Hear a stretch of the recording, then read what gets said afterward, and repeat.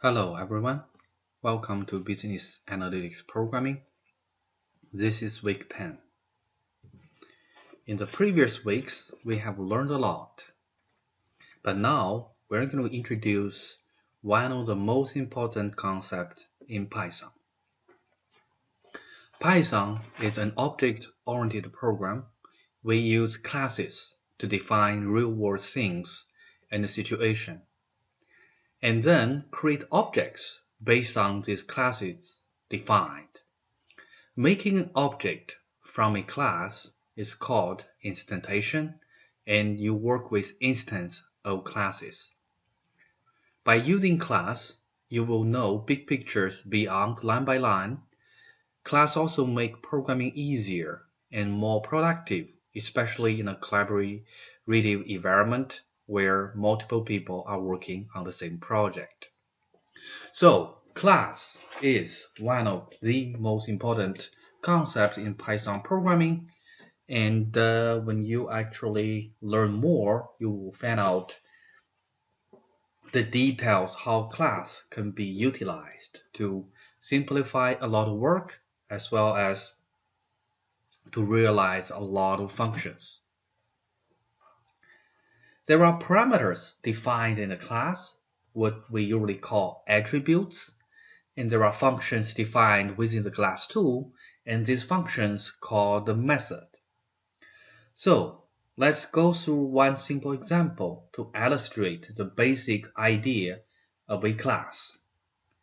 Okay, in this particular example, we define a class with the class name dog. And as a Python convention, any of the class name actually is capitalized for the first letter. So you can see it's a capital D here.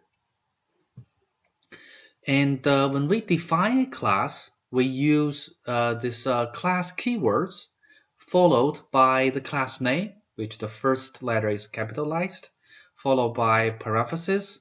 Parentheses, there will be some parameters to be passed on, but when you create a class from scratch, there's no parameters to be entered. And the first line ends by a colon, which indicating any of the indented lines below will be part of the class. So, very similar to functions, Python uses indentation to define what kind of code is within the class that we define here. So any lines that actually has the same indentation will be part of the class definition. Okay, in this particular one, we have this special strings, which is a description of the class, as well as three different functions. We know how to define function in the last 2 weeks lecture, and the functions usually start a def to define a function, and we see there are 3 functions as defined here. You may be wondering about the first function. The first function the function name looks very special. It started with two leading underscores and end with 2 leading underscores, and it's called init. And it is actually a very special function, or within class, the function is called method.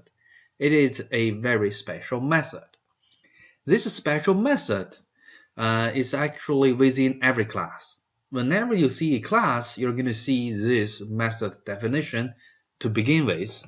And this is basically to define all the attributes within a class, as well as there is a self, actually parameter. The self parameter is very unique and it is required, and also it must come from first to basically define the instance. So when we actually define a instance of a class, and then the self is become the variables that actually communicate among different kind of method. So we're going to show that later, but for now, let's remember the underscore underscore init underscore underscore is a special method, and it has at least one parameter called self. And it can have multiple other parameters in addition to self. And those are actually all called attributes. And in this case, the name and age are the attributes for the dog class. And we can actually to see how to initialize and how to use those attributes soon. In addition to this special method, we have two more methods associated with the dog class. One is sit and one is rollover. Currently, actually, it didn't do much, but it could be the placeholder for some more advanced code here. In the sit method, there is actually only one parameter. It's the self. And we know the self is a special parameter which basically link those methods among which is going to link different kind of method within the class. And so basically it is going to print out the um, instance name and convert it into a title, which basically the first letter will be capitalized, and print out this is now sitting. So it's a very simple function. And also the rollover is a very simple function where it's going to use the self, and all the attributes of the self can be actually passed through that parameter. So those functions, what we call method within a class, they will have at least one parameter. That is the self. Self, the same one here, here, and here, which will enable once an instance is created, it can access to this method. And please note, we do not have to use self. It's just a name. If you replace all self within this class definition with AAA in the code, it runs actually fine. But you have to use the same name for each method define the class for clarification.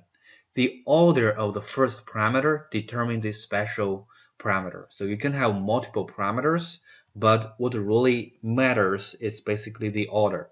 The first parameter in any of the method within the class, that is the special one, to link the objects among the instance among different methods.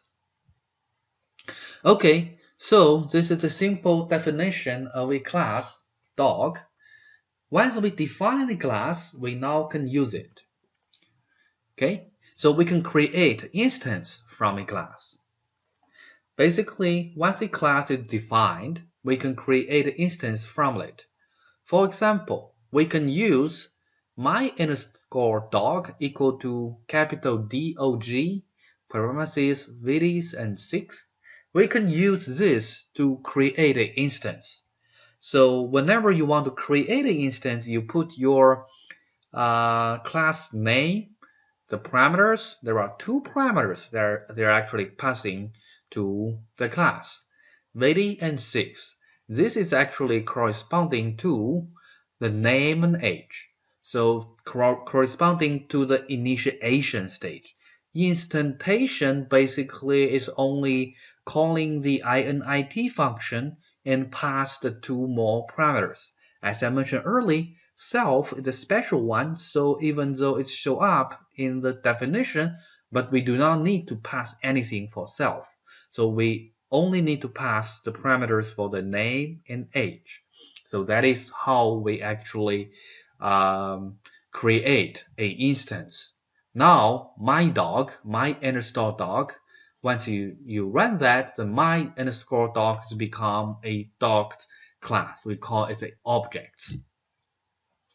In this particular one, once we define that, we can actually use the attributes for my_dog.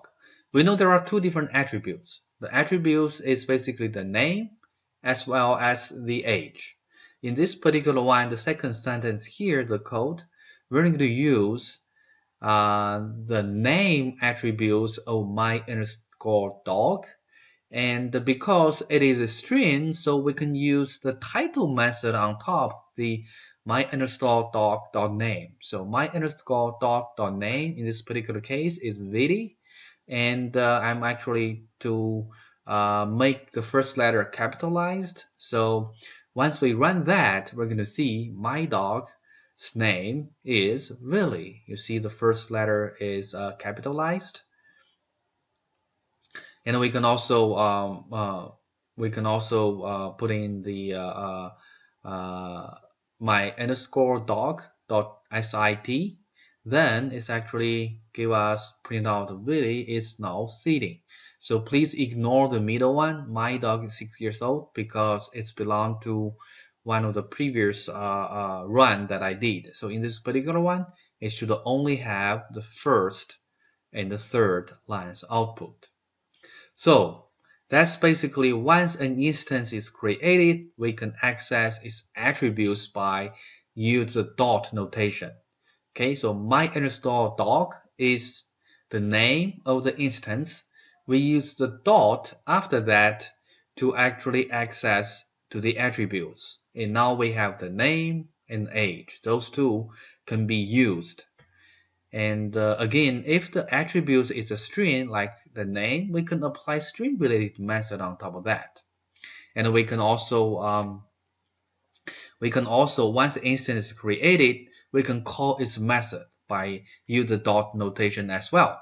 But with the parentheses, like for example, my underscore dog dot sit parentheses give us the sit method. So really is now sitting. That is the sit method we can try. So we can use a dot sit as well as dot rollover parentheses. Those two methodology has been defined within the dog class. And we can create multiple instances. For example, I create another one. Your underscore dog is equal to dog Lucy 3. So basically for your dog objects, it has the name Lucy, age 3. So we can print out what it is Lucy's age. This is 3 years old. And print out the rollover method. Then it's going to print out Lucy's now rolling over. Okay, so that's basically how we can access the attributes as well as how to access the method within a class.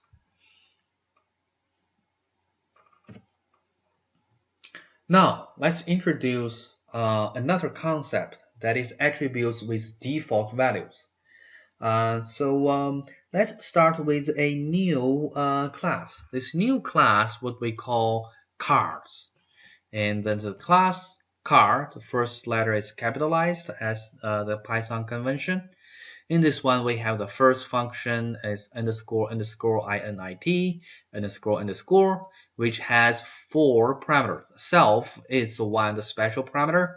In addition to that, we have the make, model, and years. So those are the 3 attributes that can be defined. And there's another attribute called odometer underscore reading, and this has set a default value to be 0. And also we do not pass any of those odometer readings through the function. So this odometer reading attributes will be always 0 when a new instance is created. In this particular one, we have 2 methods. The first one is read underscore odometer. Basically, it's going to print out what it is the odometer reading for the object. And the second method is the get descriptive name. It's going to be actually print out return the year, make, and model from all the attributes. So yeah, so the default value for this attributes is 0, and we can actually use it. Like for example, I have a my underscore new underscore car. It's defined as an object that is from the car class, the instance, and the name is Audi, and the make is Audi, the model is A4, and the year 2016. And again, when you create an instance, you do not pass anything for the self. Self is a special parameter, and it does not need to pass anything. And what we pass through the parameter will be the make, model, and year. Okay, once this my new car instance is created, we can print the descriptive names. It's going to be the year, make, and model. And also we can look at what is odometer. Because the odometer reading is 0, so we know that it's going to have print 0 miles on it. So that's some ways we can access the attributes and methodology, and we can actually have some default values for some of the attributes. So the next piece is, once the attribute has been defined, and how can we change those attributes? There are different ways we can change the attributes, and the first way is you can directly change the attributes by access to the object, the instance we created. For example, in last page, we created my underscore new underscore car object. It's right here. So it is a Audi A4 2016, and we know the default value for the odometer reading is 0. But we do not want, but we know for some reason the odometer reading for the new car is not 0 miles. Very likely there are some smaller miles accumulated even if when you buy a new car.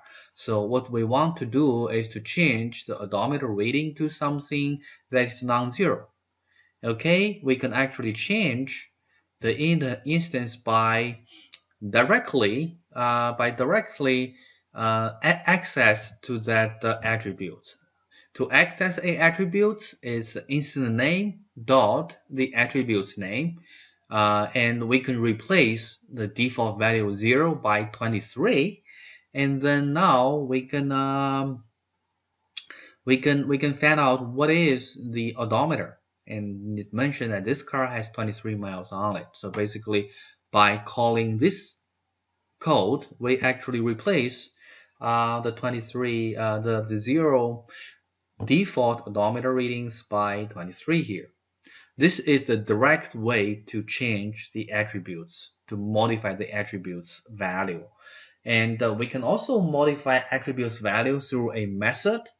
For example, this is still the car class we defined, but now we added in another method. In this method, we call update odometer. It's a function, but any function within the class is called method. So it is a method here. So we see the similar self, the first parameter here, which actually doesn't, which is the same for all the functions. It has the self, but there are another parameter in this case is called the mileage, and then we're going to actually, by calling this method, to set up the mileage to replace the default 0 value here.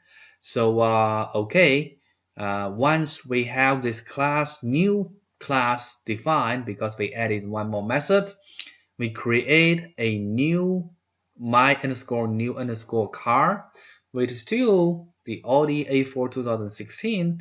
Is going to give us the default odometer reading 0. But once I call that lines of code, which basically is actually update the odometer 45, that's the parameter we pass to the update odometer method, and then the odometer reading is no longer to be 0 but 45. We can actually check by using this dot read underscore odometer method for the my underscore new car. So in this case, remember Even though the update underscore odometer has two parameters, but the self, as I mentioned, it is a special one. We do not need to pass anything to that. So the only parameter that we need is the 45, which is for the mileage. Again, even for the initialization stage, we do not need to pass anything to the self. We only pass Audi A4 2016 to the initiation stage. There's one more example. It's also do something to the odometer readings, and then we add one more method which is called increment odometer. So the update odometer is changed, is replaced whatever your odometer reading was, but the increased odometer is going to add some miles to your default odometer readings. So the update odometer is going to replace your default value with some value, and this increment odometer is going to add some miles to your current mileage. So that is a new method added to the car class. So in this one, I'm actually creating a class called my underscore used car, which is Audi A4 2014. And because it's a used car, so I update the odometer with the car's odometer when I buy it, and it's become 23500. That's how many miles for this used car. And then I print out the odometer readings is 23500. And then I actually call another method. It's called increment underscore odometer with parameter 100. Basically, what it's going to do is going to add 100 miles to the current mileage. The current mileage in 23500. Once add 100 miles, is become 23600. And we print out the read odometer method. The read odometer is going to actually print out what is the current odometer readings. Now it's become 23600. So you can actually add in different kind of method for in your class to do all different kind of things. So it's kind of like collection of those methods. It's become a very useful class. So that's basically the idea of collect a different kind of methodology associated with a specific thing or situation, as well as with the initial definition of something. That makes the basic structure of a class. Okay, it's actually quite a lot of material for chapter 9. So for this week, we only covered page 161 to 171. And this is the homework. Again, read all the details from 161 to 171, and then type and run all the Python codes between page 161 and 171, and save it to HTML file and submit to eCollege. And also for 523 student, this additional step is at page 166 of the textbook. Try it yourself, 90.1 and 90.2, as well as at page 171 of the textbook. Try it yourself, 9.4. Finish 9.1, 9.2, and 9.4 in a Jupyter notebook in your local computer, and save your notebook with code and results to a HTML file and submit it to eCollege. So the due date is Sunday 11:59. So see you next time.